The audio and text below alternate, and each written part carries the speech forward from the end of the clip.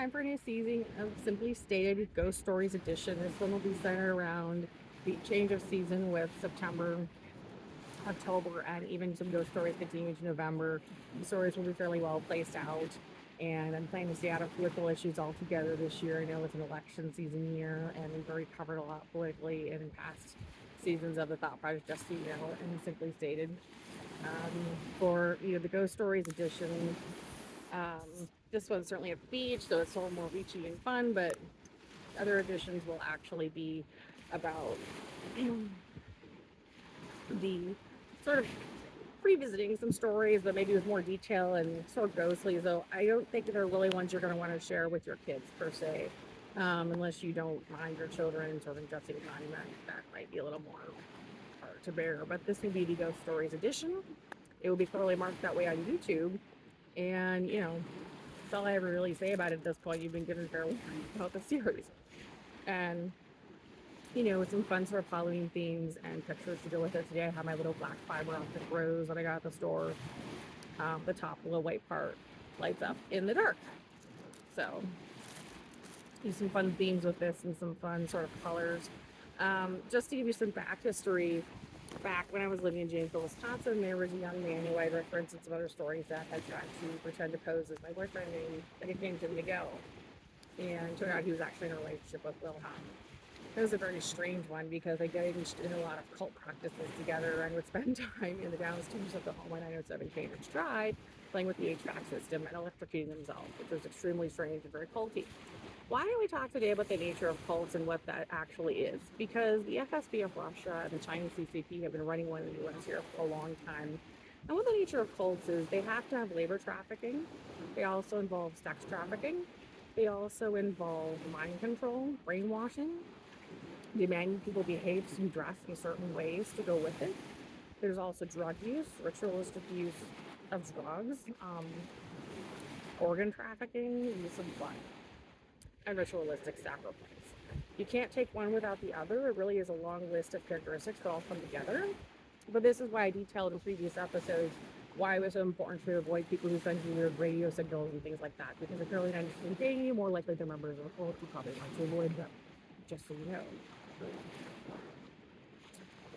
Today's edition will actually be about one of the more ghastly events that happened in Janesville, Wisconsin back in the 90s, which I want to discuss for you because at the time, the women's groups were all getting into fights and financial clubs that Cersei was involved in. She was involved in two major financial women's investment groups back in Dubuque, Iowa and Janesville, Wisconsin. And they were clearly also run by a man who goes by the name Michael Kull, KRULL/Swanberg, SWANBERG, who is still free in the US today, and responsible for the careers of the so-called J.Lo, Beyonce, Taylor Swift, and other women. I told him a long time ago that sooner or later I was going to release his name as two different aliases because everybody is really tired of it. This is the same guy who sold the fires in Canada last year. Despite me being using me and not paying me for work. And he worked very clearly for the FSB of Russia. It's called the OKGB and Cersei and Wilhelm. So there you have that name. Now let's talk about the situation that was rather ghastly with Miguel and Wilhelm, which is that they were putting a lot of false attacks on supposedly behalf of these two women's investment clubs, which are full of women from Russia and China, including Cersei. And also bizarrely including in one case in Iowa, the woman who became Matt Damon's mother, who had a completely different name at the time. She was by the name Mrs. Works, obviously an alias. Even I didn't realize that he actually wanted to become an actor. I thought it was somebody else or some weird joke. It turned out Matt Damon really did used to go by the name himself, Timothy Works, in Dubuque, Iowa. So there you go. As far as this episode goes, I spent years with Miguel and Wilhelm both going back and forth with me before I managed to get my protective order and get away from these people formally, with them saying they wanted to have an episode, or this supposed episode of the show I was going to inevitably have, where they tried to make it about the movie from the 80s called Death Becomes Her. I bizarrely even noted that Booz-Allen Hamilton has gone ahead, which is a Russian company, and placed some items in stores that were themed with the colors from the old film, which is going to be remade this year. So clearly it was a plan to do a product placement and maybe even try to receive producer credit on my show. The way I sort of took all the way from them is by making it into a docuseries. My one warning I give to anyone who would ever try to put themselves in the position of a producer or anything on any of my shows when I simply won't have anything to do with those kinds of people, their ideas, is that I will do what I just said to see now. So, fair warning. What you need to understand about the progress in the US and security issues is that back in the 90s, there was an extremely heinous incident where Seriously Miguel and Wilhelm set up a pulse attack at a laundromat, for example, and caused a man to stab himself in the eye with a fork.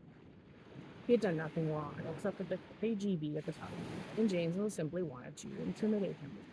When I was living in the DC area, one thing they testified on was those really nasty pulse attacks where people were actually prompted through radio signals and pulse attacks to actually injure themselves or other people, and how serious those used to be and successful at one time, and how not successful they are today.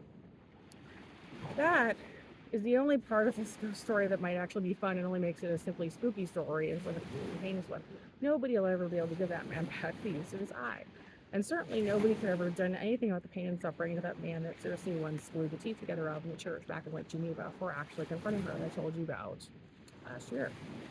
That was actually a Forerunner episode to this series.